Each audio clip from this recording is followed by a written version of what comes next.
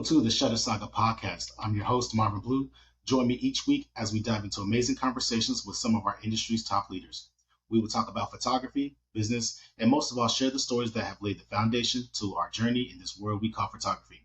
A couple of ways to support the show is to like, subscribe, and share the show with others. Leave those 5-star reviews on Apple Podcasts, Spotify, and if you're a fan of seeing us live, we are on YouTube. Also, you can follow us on Instagram, Facebook, and TikTok. Again, thanks for tuning in and enjoy the show.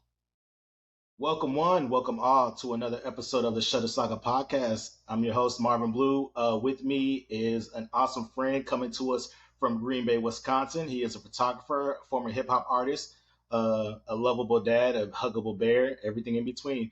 We got Josh Russell on the line today. Josh, how you doing, bud? What's going on, man? I'm good. I'm just sitting here in this beautiful Green Bay weather. It's a sunny 42 degrees outside right now, so I think I might go put some shorts on and go golfing. I don't know. Yep, I got to first off thank you for your time today because it was either shoot a podcast or go golfing, podcast golfing, and you chose podcasting. So we always appreciate the balance that you're doing. Sacrificing your time on the 9 holes. Yeah, for sure. I have. With Shutterfest coming up next week, I have so much that I should be packing and doing right now, but all I can think about is going to golfing. So, priorities, right?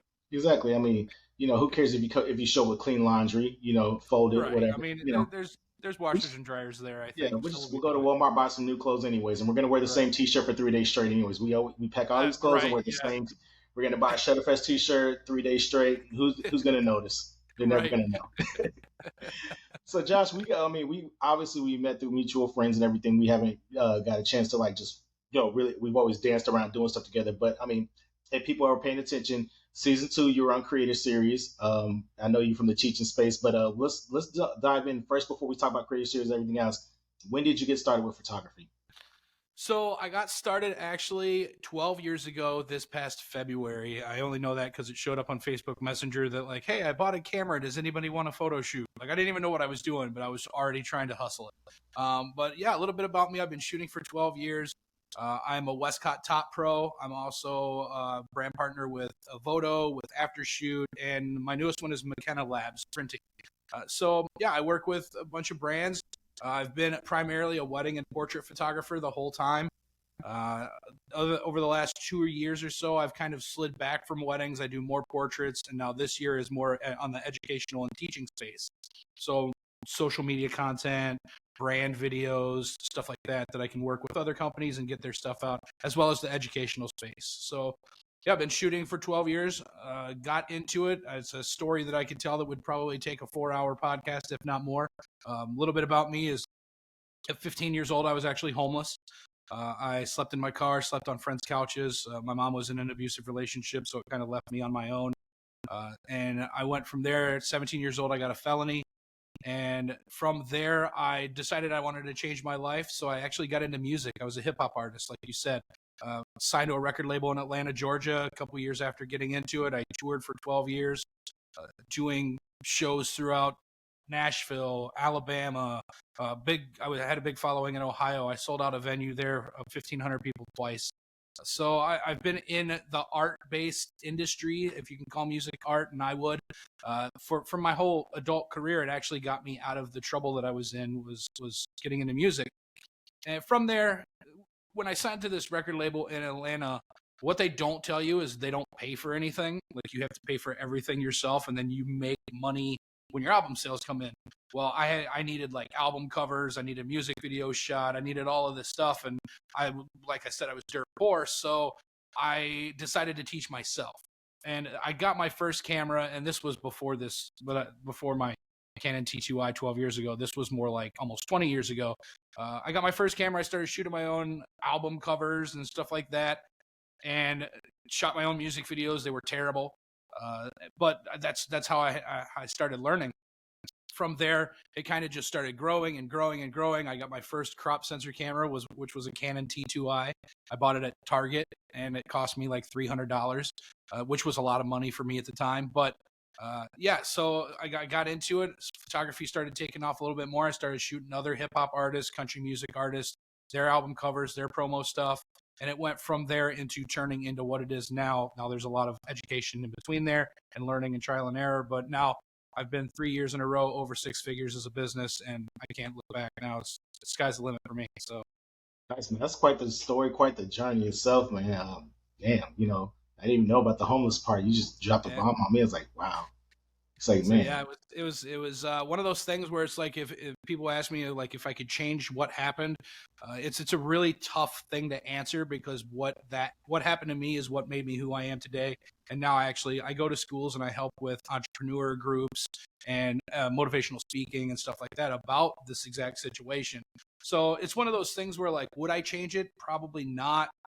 It sucked, but it made me who I am. So yeah, it was a little bit of a rough time. Like I said, I was sleeping on friends' couches where I could stay, or just sleeping in my car, and dropped out of school and started doing all sorts of dumb shit. So, but that's what happened and where I am now today. I'm proud. It of reminds me of a lot of that. I mean, because there's definitely some parallels to your upcoming and my upcoming, but like there's that.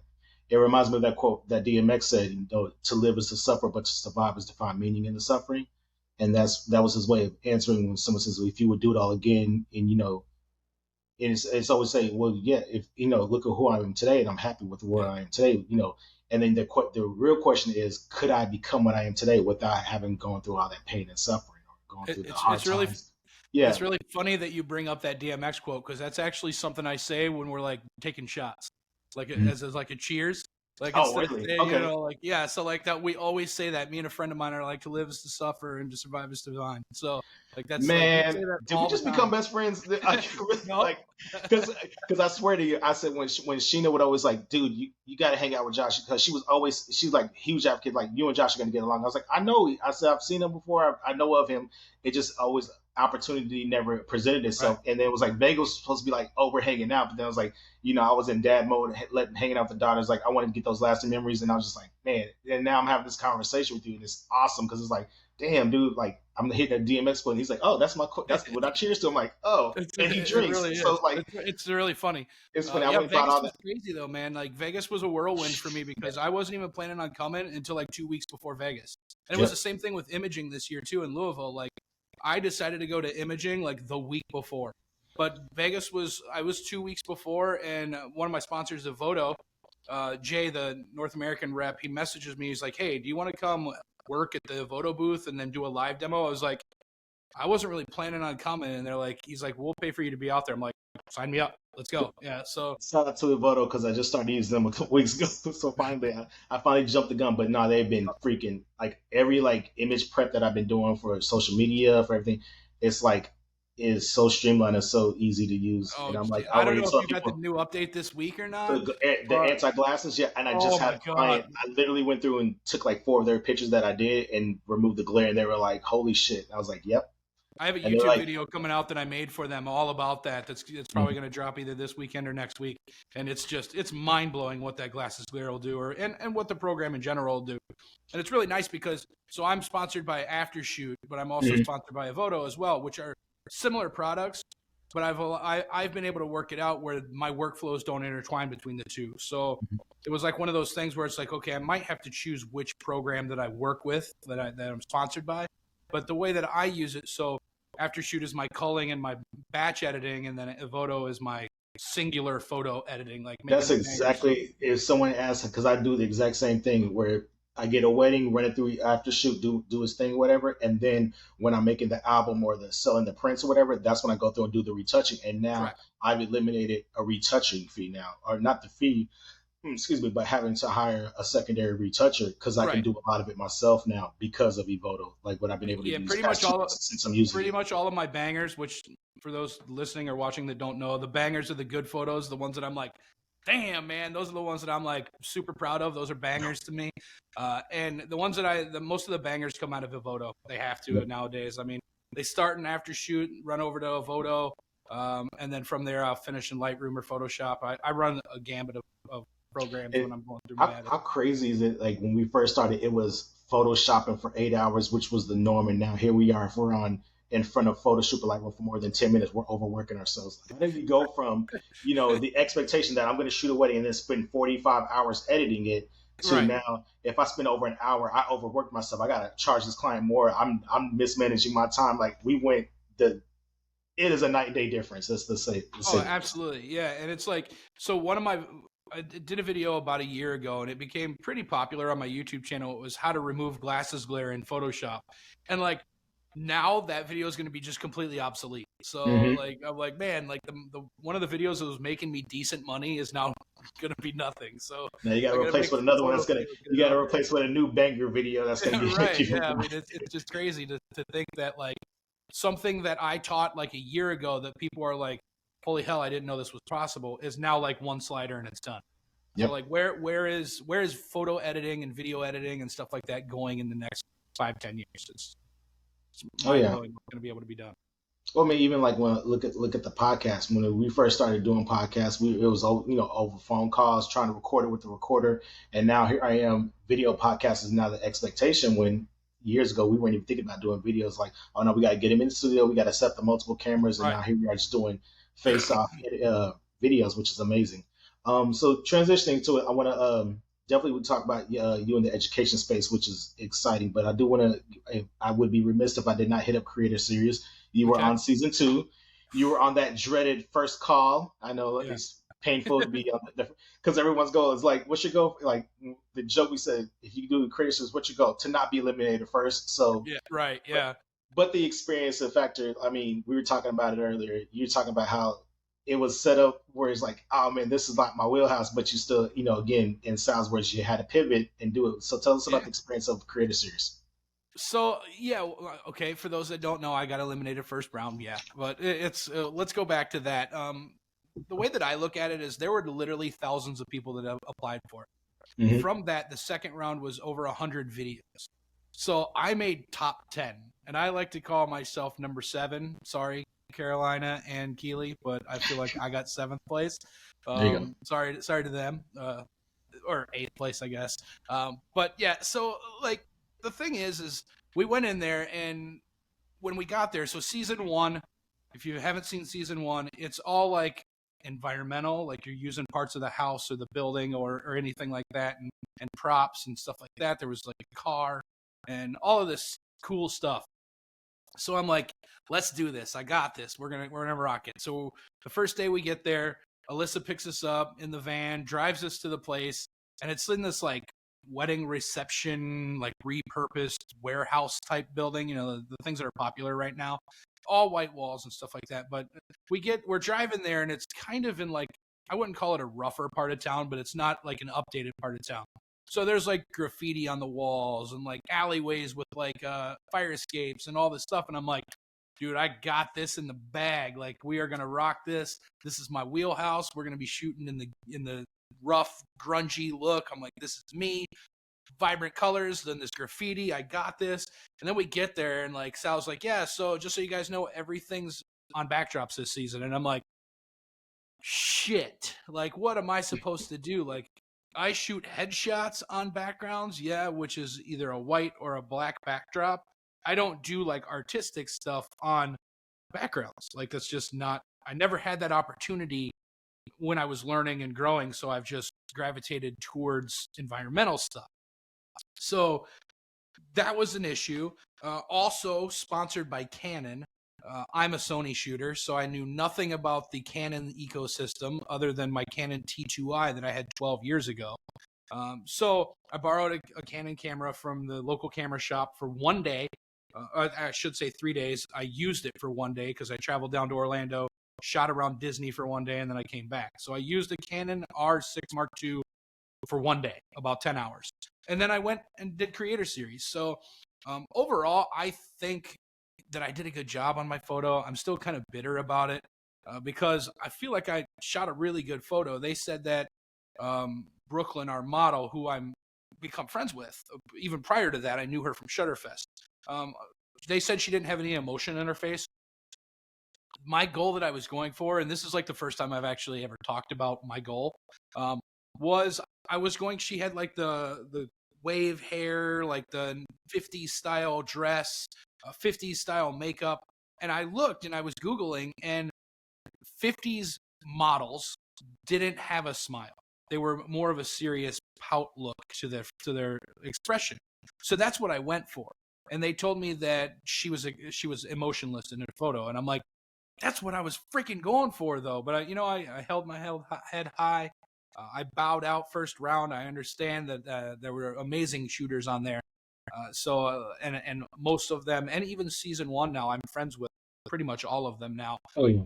So, you take your losses and learn.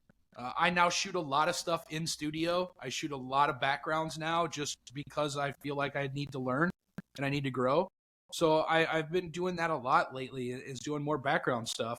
And but from there, I've gotten sponsors. I got McKenna Pro, who reached out to me. I got Westcott made me a top pro since then. It's just been incredible. And even some of the other brands that I work with now because of that, it's just incredible. So the experience, I would never not go again. I would never say anything bad about Sal, Alyssa, anybody on that team. I would, excuse me. I'd call most of them, like I said, my friends now.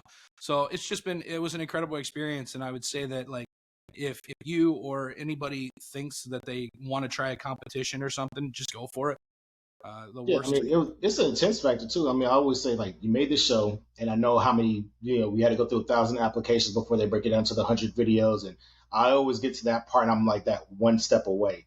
And I remember the first year didn't happen. I was like, okay, no big deal. And I remember Brody was in there, like, you're going to be in this next one. Like, I'm telling you, like, I sent him the video. I sent it to another friend. Like, what do you think of the video? Like, the video's solid. I'm telling you, you're going to get the call. And then it doesn't happen. Then now this year, like, are you going to do it again? I was like, you know what? I've gotten to it. Like, I want to, I'm going to try out for it again. If they do a season 3, I'm going to go for it. The only thing that I'm scared of is, like, this will be the one the year that I actually might get picked up for it, or I might make it through. And then it's like, when I get the dates, if it falls in the same time as my daughter's basic training graduation from the Air Force, I'm going to be like, ugh. Right. And we were in Vegas, and I was talking to my daughter. And for those of you that were in WPPI, I brought my daughter and let her experience the life of photography with dad. She got to see what it is I actually do for once. And I was telling her, I said, yeah, if I get picked up for this thing and they record the week you're graduating, I'm going to have to not go. And she goes, no, being on that show is once in a lifetime. I was like, yeah, and so is your graduation from basic training. She was like, no, me graduating from college is the one you need to be at. I don't care about basic training. I'm like, yeah. Oh, I was like, and it was like the first time she almost sounded like me, where it's like, no, I got something bigger that I'm working on. I want you there for that. I don't care about the stuff that leads up to it. These are just checkpoints for the big goal. And I was just like, oh, look at her sacrificing that. And I was like, but at the end of the day, I'm still going to be there for her graduation. So right. That's priority. Yeah. But I mean, if I can make it work, first I got to get on the show and be considered. So we'll see what happens. We didn't even know until, like, they told us the third week of July, and we had to be in Kansas City the first week of August. So we had 2 weeks to book our flights and get out there. And then we had an NDA through November. So we couldn't talk anything about the show except with the other people. But the cool thing about ours, as compared to season 1, they all stayed in a hotel. So they were all in different hotel rooms, all of that. With season 2, they put us in, like, this big, like, Victorian house. So it had like 20 rooms in it. It held like 50 people. But there was the 10 of us that stayed in this house together. So with the season 1, when you got eliminated, your hotel was done. You had to go home. So, like, they were basically paying for the hotels for each day. Whoever went home, one of the hotels, like, got knocked off, you had to go home. Yeah. Because they had this house the whole week, when people got kicked off, they could stay. We got to just hang out at the house and chill. And that was really cool because I had planned on being there the whole week anyway. So I stayed an extra 2 days, maybe 3 days after I got eliminated. And I'm so glad that I did. Like, we become close friends with so many people. Like, Carolina, I see all the time. When I was in Orlando, she came down and we hung out for a day. I'm literally talking to Chris Grande every single day. He's become one of my really close friends. We have our own podcast that we're starting or starting back up soon. Yeah, I saw that. Congratulations on that. Yeah. So, I mean, it's become really awesome. Laura, I talk to Laura all the time now. When I'm in Nashville, I'm actually going to do some new promo photos, and Anthony is going to shoot my promo photos for me. We've become so close. Andre too. Like, I talk to Andre all the time. So, I mean, it's just been great. Yeah, Andre's in the same boat. I told him, I said, because he's got the Boca conference coming up, and I said, look, I'm not gonna know if I can go until like the week before. So he's like, I'll hold a spot for you or whatever. And we joked, they're like, are you gonna go to Atlanta? I said, look, I told everybody it's gonna be a week of decision because everything's gonna revolve around Jaden's graduation.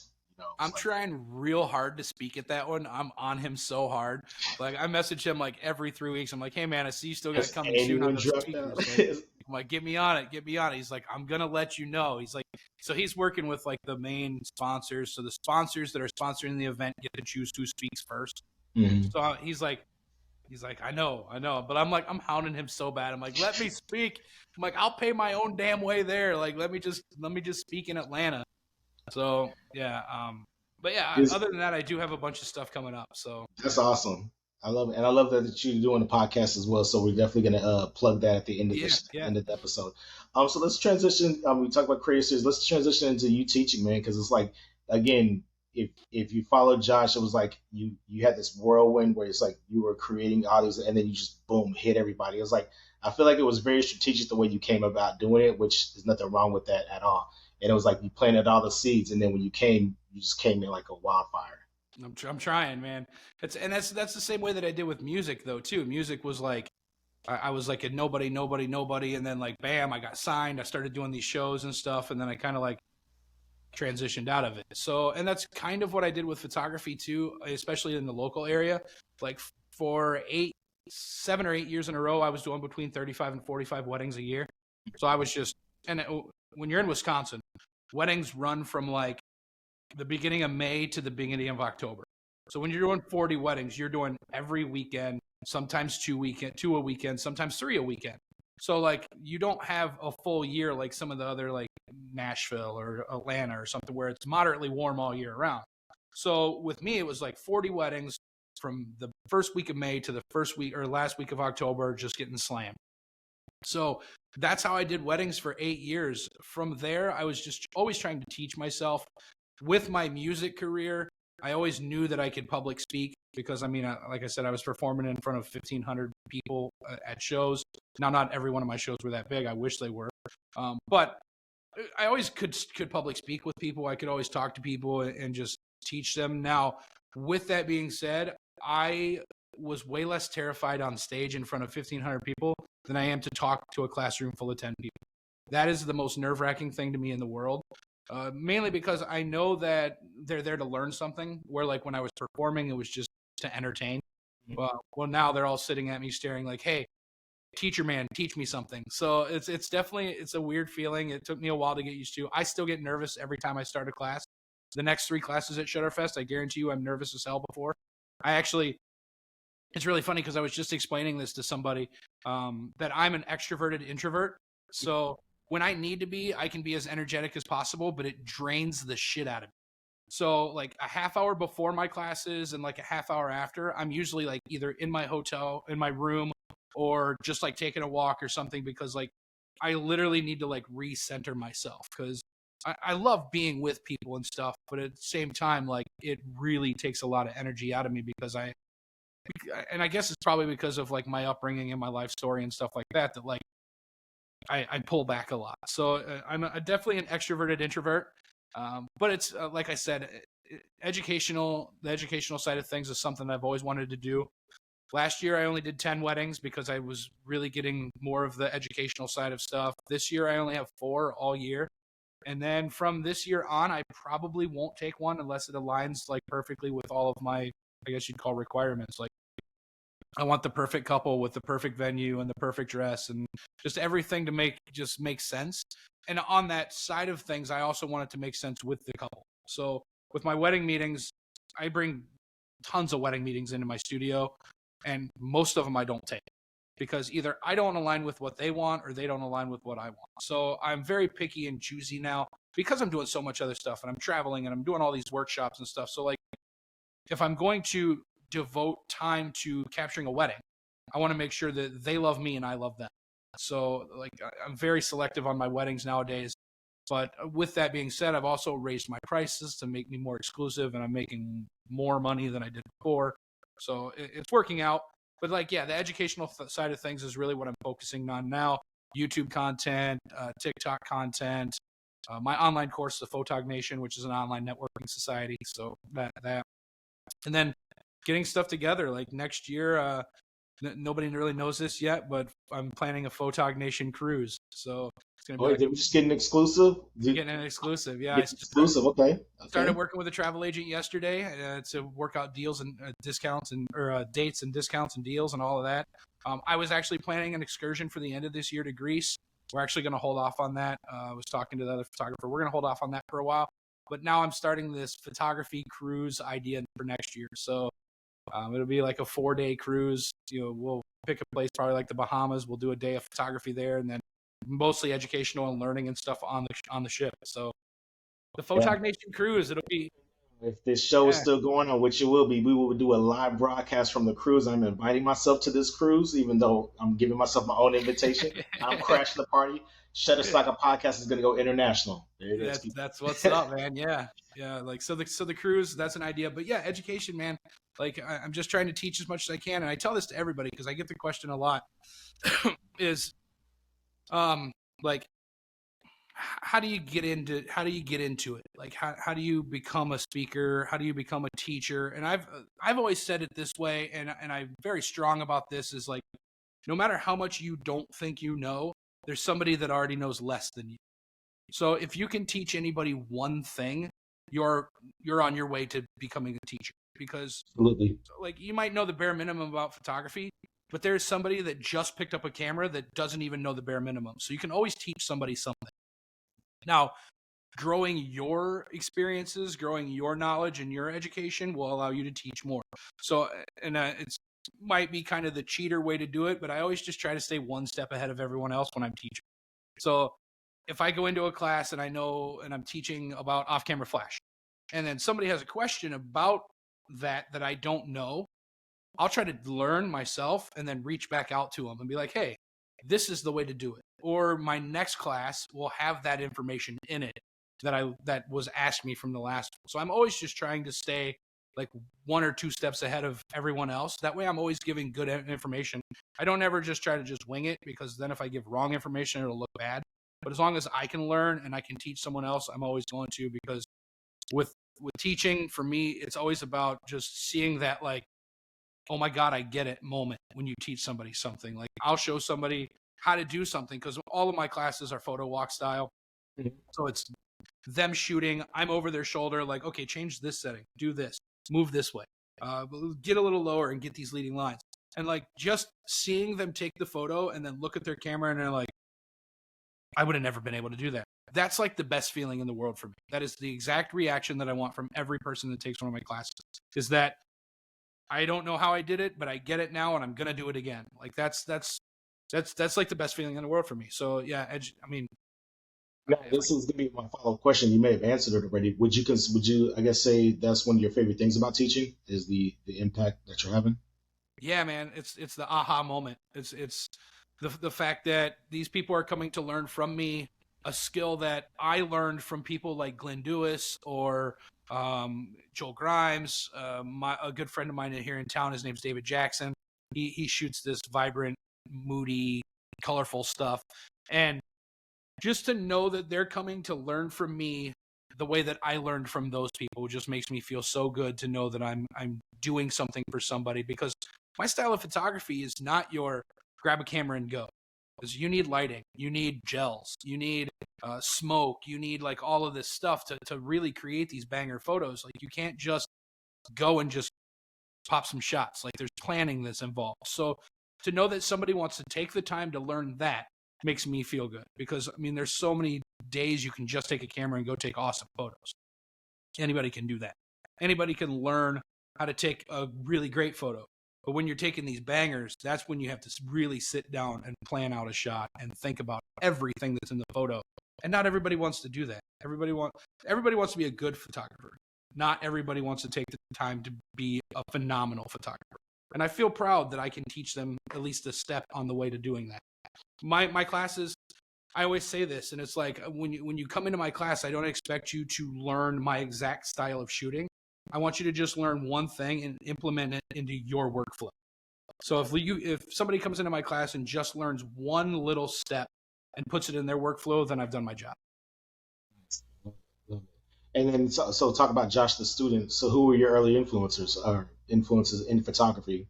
Because you get 12 years, so you got some. There got to be some names in that journey. Yeah, man. Like I've always looked up to Glenn Dewis, who's now a friend of mine because he's a Westcott top pro as well. He's out of the UK.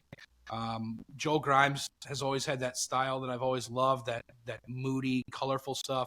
Little tidbit, not a lot of people know about Joe Grimes is he's actually colorblind. So to see his color theory is just out of this world, considering he can't even see his color theory. David Jackson, local, I guess you'd call celebrity. He shoots all these big like commercial projects. My friend Monty Esom out of New York, he shoots for like he did like the Spider-Man movie posters. He does UFC stuff. So like all these guys that are shooting this vibrant, bright, yet grungy stuff. Those are the people that I've always looked up to. And now throughout the years, like I said, Glenn, these people are now peers with me. Like they were always my idols. And now it's a person that I can reach out to and be like, how the hell did you do this? And like, just because I've got to that level of, I guess you'd call notoriety, where people know my work too. So it's just really cool to see that coming around. But yeah, like Glenn, as far as headshots, I mean, nobody can do it better than Peter Hurley. So I've always looked up to Peter. And then wedding wise, you got Jerry Gionis, like he's the man. The legend. Yeah. Taylor Jackson, who Taylor's an awesome person. He's out of Toronto. Yep. One of the best wedding photographers I've ever seen, who also is now a friend of mine. So, I mean, it's just really cool to see. And then you have people like Eli Infante. Eli Infante has helped me, and when I got into the Westcott industry, to working with them, Eli helped me so much with some stuff. And Will Cadena will help me so much. And just these people that I've always looked up to that are now peers. And it's a crazy feeling. It's crazy. You're dropping all these names. And I'm like, I know that guy. I know that guy. Yep, I've worked with that guy. It's like, Taylor Jack, hard to go, great wedding photographer, great YouTube personality. Will, known him for years and just always been, we see each other at the conferences. It's always having a drink and a smile and laughing and catching up on stuff. Eli, crazy. He's through Texas all the time. So I'm always I'm always missing his workshops when he's in my area, because it's always like at a time when I'm having a wedding or something. But I'm like, I always say, Eli, I'm going to work with you. Because he's in West Texas, I think. Eli and I started talking about doing a workshop together down in Texas this year. Yep. So keep an eye out for that. We don't have a date yet. Yeah, correct me if I'm wrong. I think he's in West Texas or the Panhandle. I can't remember. He's not in the main part of like North Texas where I'm at. He's like as way down in the state as you can get before you cross the border, I think. Yep. So yeah, he's Panhandle. That's what it is. Yeah, he's Panhandle. So yeah. Yeah.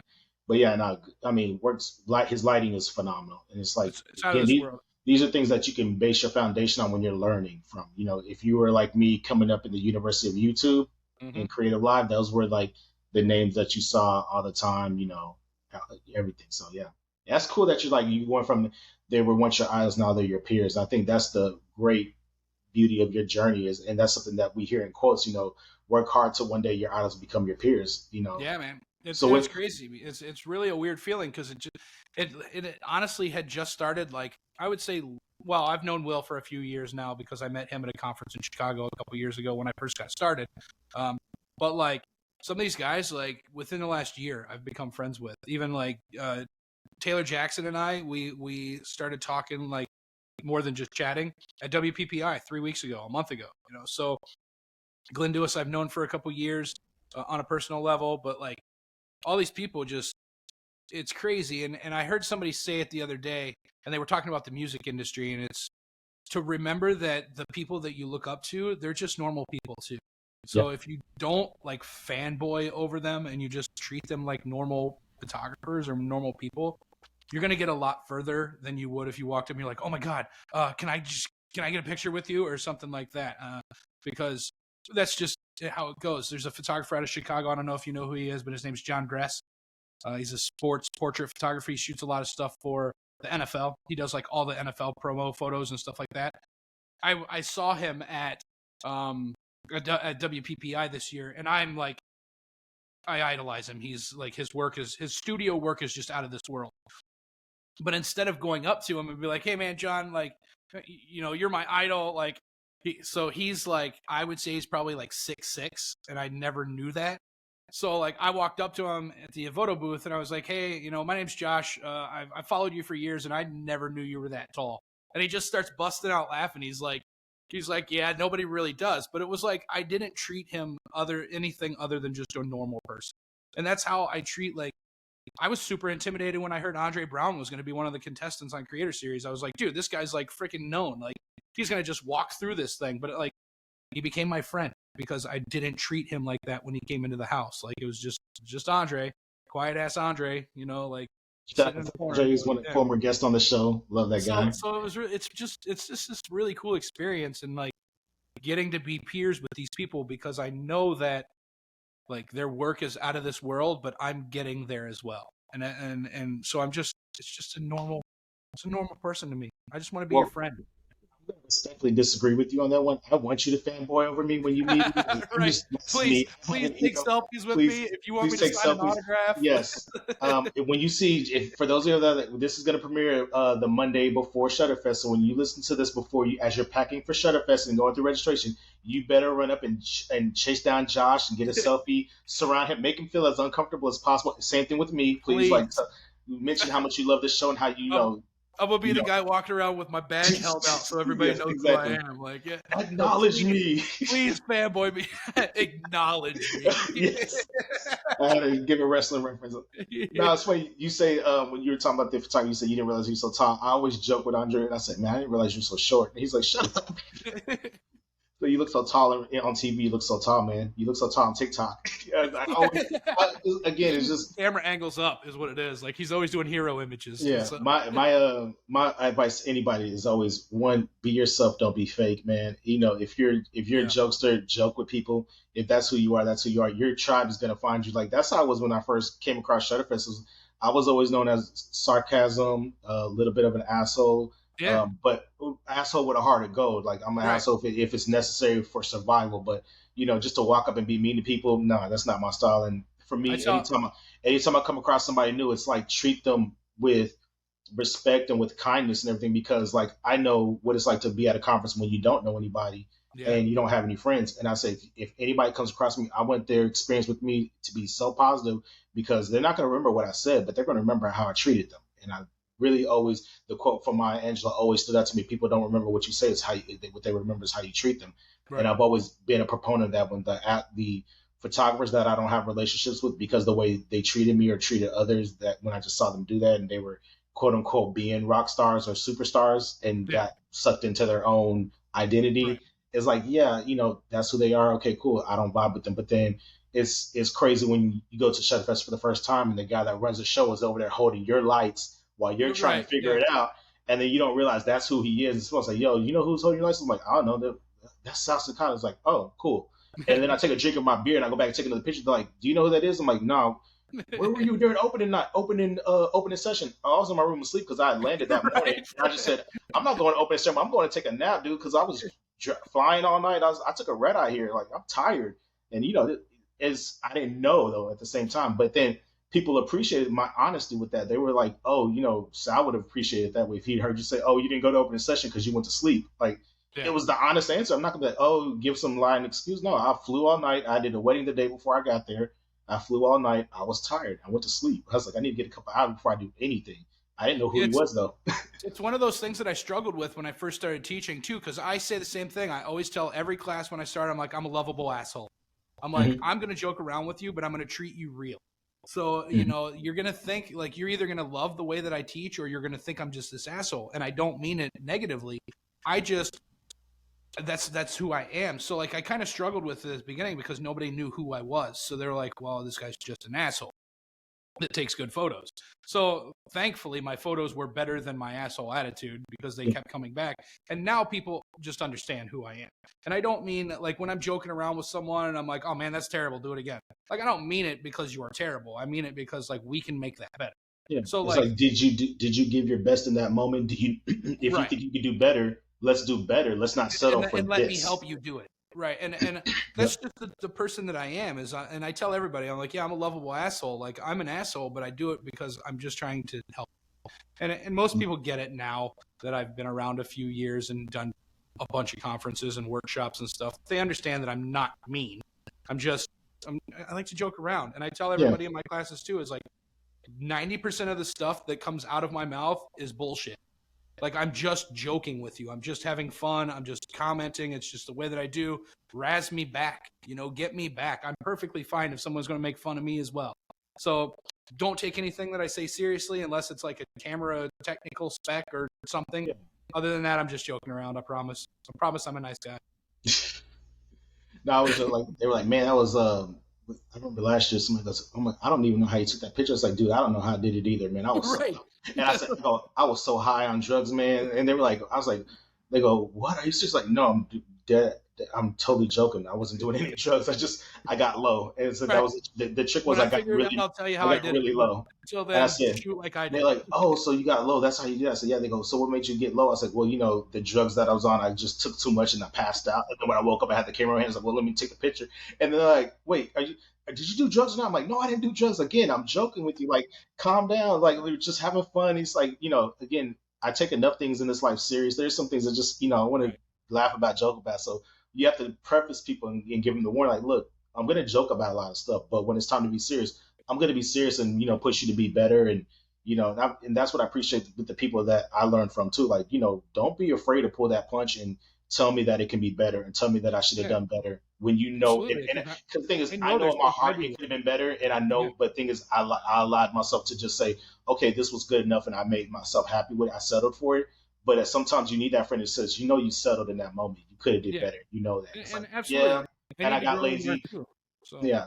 I could have used the gel and made the color pop a little bit more. I could have done this and could have done that. And you could have done the thing. I think the thing that I struggle with the most, not necessarily struggle, but I acknowledge the most with myself is when I know in my heart I could have done better and I didn't do it. That's when I'm angry with myself versus not knowing.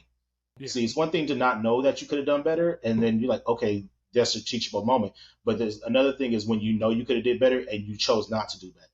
That's where in photography, that's where that line that a lot of us have to, accountability that we have to have with ourselves. I think I was talking about that with Clay a few weeks ago. It's like we have to be accountable with what we say and what we do, especially in those moments when we know we could have done better. Yeah. And we chose not to. We chose to phone it in or, half-ass it.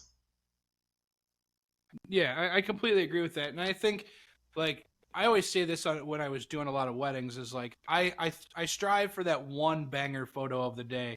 And like, I can tell throughout a day, even through, let's say we're just doing like a 90-minute session, I can tell like when I find that banger photo because I go like every minute that I'm shooting, I'm trying harder and harder and harder and harder. And then I get it. And I'm like, now it's smooth sailing from there. Like now I got the location. Now I got that photo that I want. The pose is right. Now we're good. But like, I totally get it. Like I'm the type of person that's super hard on themselves as well. I didn't even like my own photography until maybe 3 years ago. And then I started looking at it. I'm like, okay, I'm getting pretty good. Like I'm doing what I've always wanted to do with lighting and with colors and stuff like that. But, to transition and close that because I realize we're at the 40-minute mark and I don't want to take up too much of your time because we got to pack and play golf and do everything else besides get ready for our biggest conference. Yay! No, and but my sponsor just called me too, so I got to call McKenna back because they're my sponsor. There you go. Shout out to McKenna. But when bringing it all together, when do you feel that you've come that full circle with an image where you brought it all together? You've got like how what's your process of creating that, bringing it all together to create that banger image that you've been? Dumb luck and a lot of time. Honestly, like it's become easier over the years to like I can almost, knock on wood, guarantee a banger photo from every session that I do. But it's just creating a rhythm. And if you look at a lot of my photos, the pose, the style, they're all pretty similar. With a different person, a different color scheme, a different background, and it's just bringing it all together. I'm a super big like stickler on composition, level horizons, leading lines. My first class is at Shutterfest is called Seeing the Big Picture, and it's all about composition. It's all about leading lines. It's all about seeing the entire photo and not just the person in the photo. And it's funny because I have this group. It's called the Banger Squad. It's all the bangers, the models and the photographers, and you got to kind of earn a spot in the Banger Squad. It's through my online school, and I talk about it because one of the models posted a photo not too long ago of herself, and somebody took it, and I was like, "That's a terrible photo." And she's like, "What do you mean that's a terrible photo? I look great in it." I'm like, you look great in it, but look at everything else that's going on in this photo. I'm like, they didn't get rid of like gum that was on the ground. Like the leading lines are terrible. Like the horizon is crooked. The color is like weird. And I'm like, just so you know, the person in the photo is the last thing that I look at when I take a photo, because that person is going to be beautiful. They're going to look amazing no matter what. It's everything else that's going on in the photo that I can control. Is there a garbage can in the background that I can move or plan to take out in Photoshop later? Is there something that's in the photo that doesn't need to be there? Is there weird like depths to what's going on in the foreground or background? This is all the stuff that goes through my head to create a banger. The person looks amazing. They can sit there and check their TikTok the whole time I'm getting everything ready. Then when it's ready, then I let them know to look at me or pose or whatever, because I see when I take even my 85 millimeter tight shots, like I see everything that's going on in the photo, whether it's a foreground, a background. That's how I create my bangers, is making sure that everything is cohesive together and creating a piece of art with everything. Like the one that's behind me right here, this one with the fire. That fire is real. He was in a tweed suit. It was from a wedding workshop that I taught. The wedding workshop was over, and he was just standing over. We were just kind of hanging out, having a couple beers and stuff. And the bonfire was going, and I was like standing there. I'm like, this would be incredible. Something. Yeah, I'm like that too. You see something, like, just start I'm like, processing Matthew, your will head. you go stand over there? I know it's going to be like 500 degrees, but will you just go stand over there? Let me get my settings down. I'll tell you when to go over. So like I got that spot where I wanted to be, where the fire would go next to him. And I'm like, okay, go. He got over there. I took a photo. He got out, and that's it. I took one photo for that one because it was so hot. But it was like, how is all of this stuff going to work together? Like, how is it going to flow cohesively? And that's how you get a banger, is that everything works together on a photo. It's not just a good-looking person or an amazing background or anything. It's everything has to work together, and it just has to line up. And when you get one, you know it. Because that's the one that you're like, if you're with other photographers, you're like, bro, check this one out. Or, yo, look at this one. Like, you're showing them on the back of the camera because you're just so proud of what you did. And it's lighting, posing, composition, all that works together. That's how you get the banger. Yeah. So it's safe to say, go up to models during next week and just whisper there, "I'm here to bang you. Be still." You know, that's going to be my approach to them. Like, I would watch out for that. I was actually going to get shirts that said I got banged by Josh Russell, but I figured I probably shouldn't. So. Yeah, that might be a bit idea. It's like, man, 5 years ago that would have been hilarious and we would have had a great laugh. Now it's like I'm afraid of this podcast is going to be what cancels me. And like, everybody's so worried now. Had like a star-studded career that he started a podcast and it all came out. He was trying to bang everybody. I'm just trying to bang as many people as I can. That's what it is. And there's your tagline for this too. So thanks for ruining my career. Podcast and banging Friday. Oh man. But Josh, hey, man, thank you so much for your time. We'll end it on some laughs there. So yeah, I can't wait to see you next week. I can't wait to, shoot the shit with you, create some banger images with you. Man. I'm definitely gonna do that. Looking forward to it, man. And thank you so much for taking time out of your day. And, I'm gonna walk up and ask for a selfie with you. So. There you go. I'm gonna do the same thing. I'm just gonna come to you randomly out of nowhere and just fanboy in front of everybody. Like, wait, aren't they friends? Yes, we're friends. I'm gonna make sure that I premiere the podcast first, your episode, and then I'm just gonna like fanboy like I've never met you, which is gonna be hilarious. Thank you for having me, man. I'm glad we got to finally do it for real. Like I've been excited after seeing all the people that you have on here. I'm like, just to be with those names is just incredible. So thank you. I mean, it's well deserved. And before we go, let's plug everything you got going on. I know you got a new podcast, your social media. Let's plug all that. So the podcast is with Chris Grande. It's called Focus Forward. We did a couple episodes. Now we're taking some time off. We're actually going to roll it back out as a live stream podcast. So it's going to be just like whatever happens type podcast. I have workshops coming up. End of 2 that I'm just announcing right now. The end of April 26th and 27th. 25th and 26th. I'm in Cincinnati, Ohio at Dodd Camera for Westcott. And then May 3rd and 4th, I'm in Cleveland, Ohio with Westcott at Dodd Camera. So those are 2 that's coming up in Ohio. I think that, or I'm hoping that I'm going to be at Sync next year. Me and Chris are actually going to do an outside workshop at WPPI next year in Texas. And then I have the cruise. If you want to check me out, I am Josh Russell everywhere. Social media, my website, Instagram, TikTok, it's all I am Josh Russell. My YouTube is youtube.com/Josh Russell. Other than that, I'm around. Come find me. We'll make sure we put all your social media stuff on the show notes and everything. And if you're by the time everyone hears this, Shutterfest will be kicking off or have already had kicked off, depending on what day you listen to the episode. And make sure you find Josh so he can bang you. I will be at the bar, and I like bourbon. So there you go. Oh, so are we gonna see you at the whiskey cigar nights? You might just see me stroll through there. There you go, because I've got a couple bottles that are unopened, ready to be opened and gone through. So I went and bought some more just to bring with me. And Johnny's like, are you really gonna bring alcohol? I said, hell yeah, I'm packing it in the bag. I'm already wrapping it up in towels and everything. I got a bottle of Woodford ready to go too. Yeah. So I got the alcohol bag packed. I just got to pack some clothes and my gear. My alcohol is all ready to go. I got to pack the clothes and the gear, but the alcohol, that's all set and ready to go. So, matter of fact, I got where was it? Oh yeah, I got this bag came in. You can see the box behind it, but I just unpacked. This is the cooler bag that I'm bringing that I could put ice and soda in. So for people that. Right before we started this, I told you, I'm going to go grab a bottle of water. So I grabbed a bottle of water, and then I was like, maybe I should just put some bourbon in here instead. But I kept it with water because if I have a bourbon this morning, it's just going to turn into day drinking, and then I'm really not going to get anything. Exactly. I mean, we can't be degenerates and drinking before noon. I mean, we haven't even had lunch yet. Let's be classy I'm here. From Wisconsin, so it's and it is 5 o'clock somewhere. Let's just call it what it is. So. Awesome, man. Josh, thank you. Thank you, man. Have a good one. For sure.